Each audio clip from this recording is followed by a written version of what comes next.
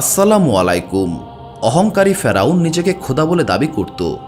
মহান আল্লাহ তাআলা তাকে ধ্বংস করে দিয়ে প্রমাণ করে দিয়েছেন সবচেয়ে বড় খোদাকে।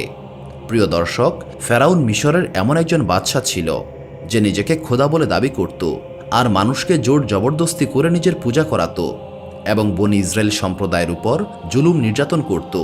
এই জুলুমকারীর পরিণতি এমন হলো যে মহান আল্লাহ তাআলা তাকে ধ্বংস করে দেওয়ার পর না জমিন তাকে গ্রহণ করল, না পানি তাকে গ্রহণ করল, বরং তার লাশ অক্ষত অবস্থায় থেকে গিয়েছে এবং কিয়ামত পর্যন্ত এইভাবেই থাকবে, যাতে সে পৃথিবীর জন্য নিদর্শন হয়ে থাকে এবং সবাই বুঝতে পারে জুলুমকারী কিংবা সীমা লঙ্ঘনকারীর পরিণতি কি হতে পারে। প্রিয় দর্শক, আজকের ভিডিওতে আমরা জানব কিভাবে ফেরাউন মিশরের সবচেয়ে সুন্দরী নারীকে বিবাহ করেছিল, তার কতজন সন্তান ছিল এবং এই দুনিয়ার সবচেয়ে বড় কাফেরের স্ত্রীকে মহান আল্লাহ তাআলা কেন জান্নাতি হিসেবে ঘোষণা দিয়েছেন। তিনি কি এমন করেছিলেন যার কারণে মহান আল্লাহ তাআলা তাকে জান্নাতে প্রবেশ করাবেন। প্রিয় দর্শক, ফেরাউন যখন বাদশা হলো তখন থেকেই সে তার জুলুম এবং অত্যাচার শুরু করে। আর যখন সে বিবাহের জন্য মনস্থির করে তখন সে মিশরের সবচেয়ে সুন্দরী নারীকে বিবাহ করার সিদ্ধান্ত নেয়। আর সেই সময়ে মিশরের সবচেয়ে সুন্দরী নারী ছিলেন আসিয়া। ফেরাউন বিয়ের প্রস্তাব পাঠায় রিয়াদ বিন ওয়ালিদের কন্যা আসিয়াকে। রিয়াদ বিন ওয়ালিদ ইউসুফ আলাইসাল্লামের মাধ্যমে বাদশাহ হয়েছিলেন এবং তিনি ইউসুফ আলাইসাল্লামের উপর ঈমান এনেছিলেন। যখন তাদের নিকট ফেরাউনের তরফ থেকে এই প্রস্তাব আসে, এই ব্যাপারে তাদের কোনো মতামতই ছিল না, কারণ ফেরাউন প্রথম থেকেই জুলুমকারী বাদশাহ এবং সেই সময় ফেরাউন ছিল মহাপ্রতাপশালী বাদশাহ। সে তার বাদশাহী শক্তিকে কাজে লাগিয়ে জোরপূর্বক হজরত আসিয়াকে বিয়ে করে এবং হুমকি দেয় এই বিয়েতে রাজি না হলে হজরত আসিয়ার পিতাকে হত্যা করা হবে।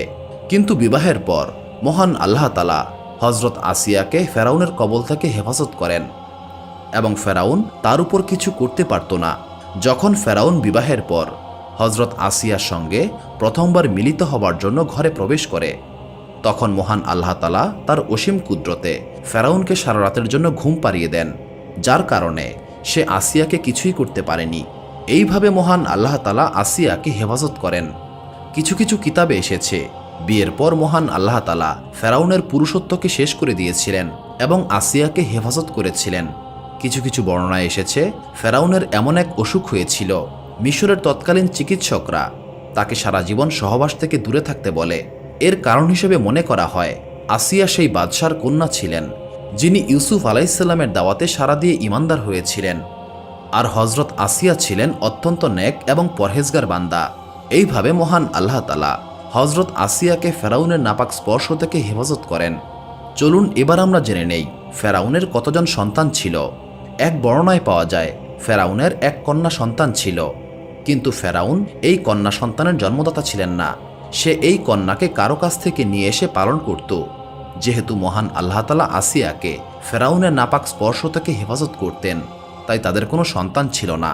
প্রিয় দর্শক, এবার আমরা বলবো মহান আল্লাহ তাআলা কেন আসিয়াকে জান্নাতি নারীর মর্যাদা দিয়েছেন এবং সে কি এমন আমল করেছিলেন যার কারণে মহান আল্লাহ তাআলা একজন কাফেরের স্ত্রীকে জান্নাতে দাখিল করবেন।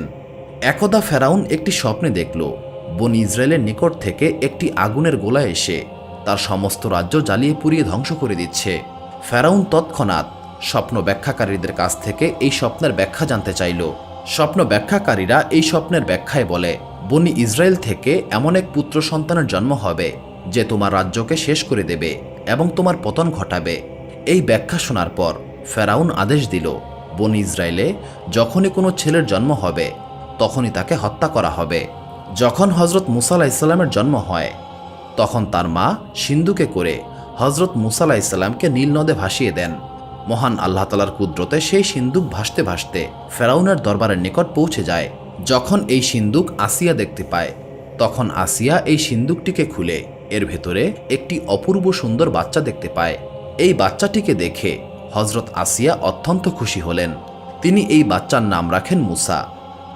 যখন হজরত আসিয়া এই বাচ্চার নুরানি চেহারার দিকে দেখেন তখনই তাকে নিজের পুত্র হিসেবে গ্রহণ করে নেন এবং তিনি ফেরাউনকে বলেন, এই বাচ্চা তোমার এবং আমার চক্ষু শীতলকারী হবে, একে হত্যা করো না। সেই সময় ফেরাউন বলে, তুমি এই বাচ্চাটিকে নিজের কাছে রাখতে চাইলে রাখতে পারো, এতে আমার কিছুই যায় আসে না।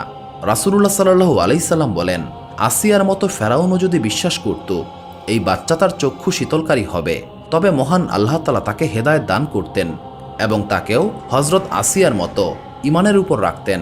কিন্তু ফেরাউনের নসিবে কোনো হেদায়েত ছিল না, যার কারণে এই ব্যাপারে তার কোনো পরোয়াই ছিল না।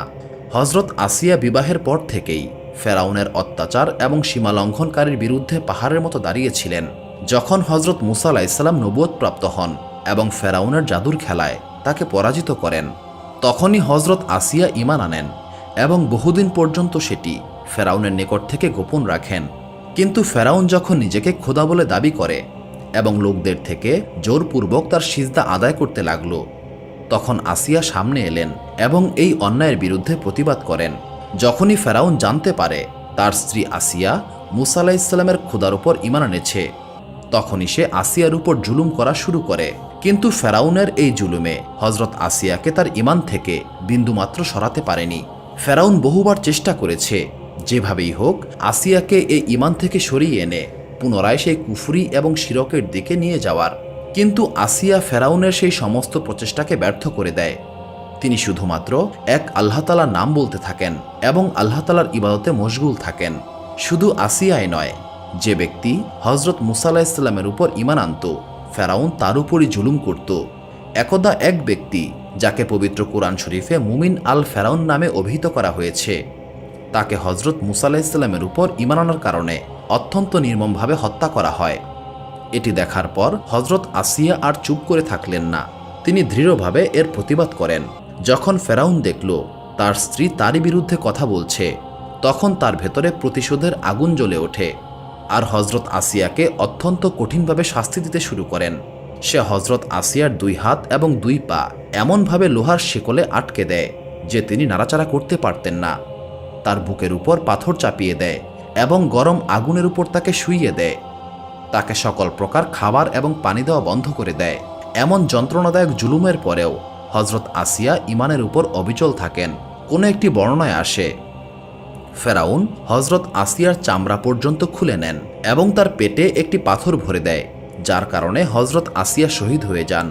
আর এইভাবেই হজরত আসিয়া অনেক কষ্টদায়ক জুলুমের পরেও ঈমানহারা হননি এবং মহান আল্লাহ তাআলার উপর বিশ্বাস রেখেছিলেন। আর এই আমলের কারণেই মহান আল্লাহ তাআলা আসিয়াকে একজন কাফেরের স্ত্রী হওয়া সত্ত্বেও জান্নাতি নারীর মর্যাদা দিয়েছেন। সুপ্রিয় দর্শক মণ্ডলী, প্রতিদিন নতুন নতুন ভিডিও পেতে আমাদের চ্যানেলটি অবশ্যই সাবস্ক্রাইব করুন এবং পাশে থাকা বেল আইকনটি প্রেস করতে অবশ্যই ভুলবেন না, এবং সেই সাথে আপনার যে কোনো মতামত আমাদের জানাতে আমাদের ভিডিওতে অবশ্যই কমেন্ট করুন। আশা করি আপনারা সবাই ভালো থাকবেন এবং সুস্থ থাকবেন। আসসালামু আলাইকুম।